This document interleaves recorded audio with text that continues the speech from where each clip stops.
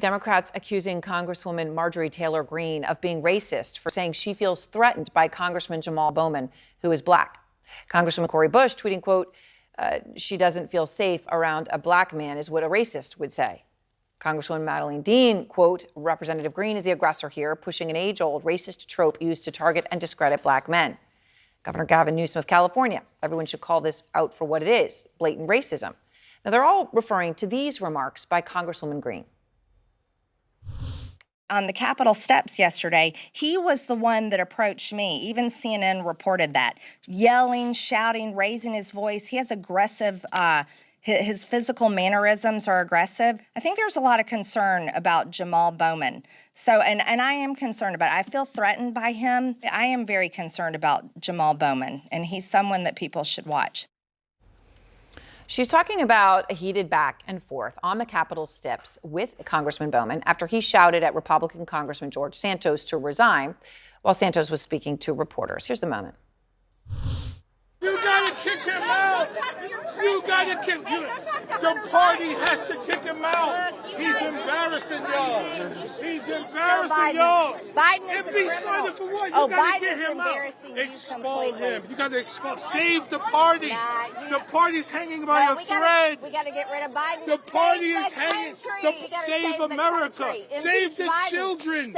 Do something about guns. Right. So close Come the on. border. Invest in education. Save the border is one Trump left. Hey, what where are are all the you talking kids? about? Where are all the migrant What children? kids? You guys We're have lost accepting them. them. We love no, them. You've lost them. We love the migrant children. Listen, Jamal, I need you to save not very the party. smart. You should pay attention. Save the party. All right, Congressman Brown is out front now. So, Congressman, you've demanded Congresswoman Greene apologize for saying that you were aggressive and that she felt threatened by you. I would assume it's safe to say that you have not received that apology. That is correct. I have not received that apology. So she also said this is not the first time that you have confronted or clashed with her. She says you cursed at her, that you called her a white supremacist when you attended dueling protests outside a courthouse here in New York when Donald Trump was indicted, when she came to New York that time. Let me just play what she said so you can respond. Here she is. I will tell you what's on video is Jamaal Brown shouting at the top of his lungs, cursing, calling me a horrible, calling me a white supremacist, which I take great offense to. That is like calling a person of color the N-word, which should never happen. Calling me a white supremacist is equal to that, and that is wrong. What do you say to that, Congressman?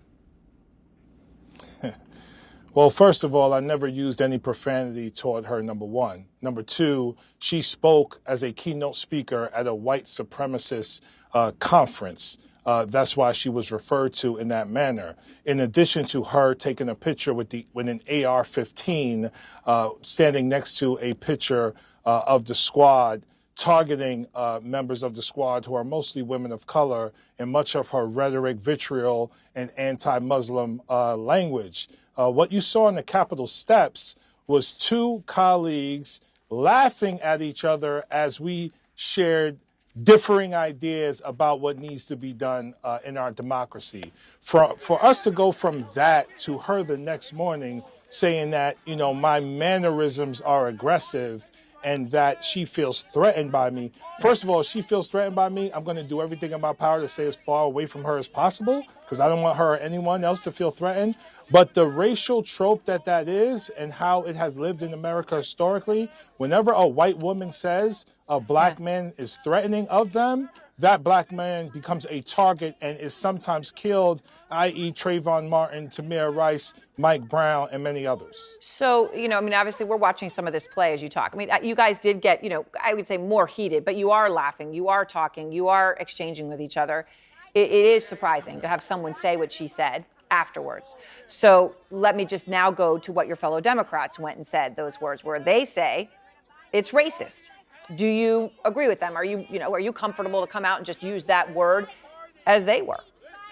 Of course. Yeah, of course. It's racist. Absolutely. But it's also reckless and dangerous. And this is why we have to teach American history accurately and make sure that comprehensive African American history is a part of that curriculum, because hopefully through education, members like Marjorie Taylor-Greene and people like Ron DeSantis won't continue to attack Black history, attack Black people, and use racist tropes. It's the same thing in other communities. There has to be an education across culture so that we can build bridges and open doors, as opposed to the things that continue to divide us and lead to violence. And so that's where I'm trying to move. That's the work that most of us are trying to do in Washington. So just to talk about one thing that happened prior to this, I understand, which is that you had shouted at Congressman Santos to resign. He was talking to reporters, and you said he should resign. Let me just play that exchange. No, I did not. I allowed the process to play itself out. You gotta go. Resign. What do you have to say to those Save yourself. Like Have I some said, dignity. if I could Have understand some you over my dignity. colleagues screaming here, the reality New is Yorkers need better. You gotta go, man. Come on, son. how's your ethics play going? Aren't you in ethics too, AOC? Come on. Look, I can't continue to address you guys because there's a deranged member here, so I'm gonna watch. So, Congressman, when you look at that, do you have any regrets for doing that, for yelling at him in that way? No, come on now. Come on now. CNN, y'all tripping now. Listen, that was, first of all, he should resign or be expelled because of the laws that he is being accused of breaking, the violations, and lying to his constituents. That's number one. But number two, is heckling like a horrible, evil thing? Is teasing someone, is friendly banter and a horrible, evil thing? Like, come on, y'all. Like, everybody needs to lighten up and understand that, one, in a healthy democracy, dialogue and debate is essential, number one. Number two, why even frame a question in that way? Because that feeds into the trope that, Well, as a no, black I mean, I'm just man, wondering, not allowed to dialogue. raise my No, voice. I disagree. Listen. I think it's a fair question, and here's why. Dialogue and debate, I hear Why you. would- Wanting why him would to I feel- resign, why I would hear I feel you. embarrassed But by yelling that? at him to resign when he's talking at reporters is, in terms of decorum and behavior, a different thing. Which is fine if you think it's okay, but I do think it's a fair question. So hold on a second. So when we talk about decorum, okay, he allegedly falsified campaign finance documents and stole from people. All right? Yep. That is a despicable act. Yes. We should be outraged by that. When I was yelling at Representative Massey about guns killing children, we should be outraged by that.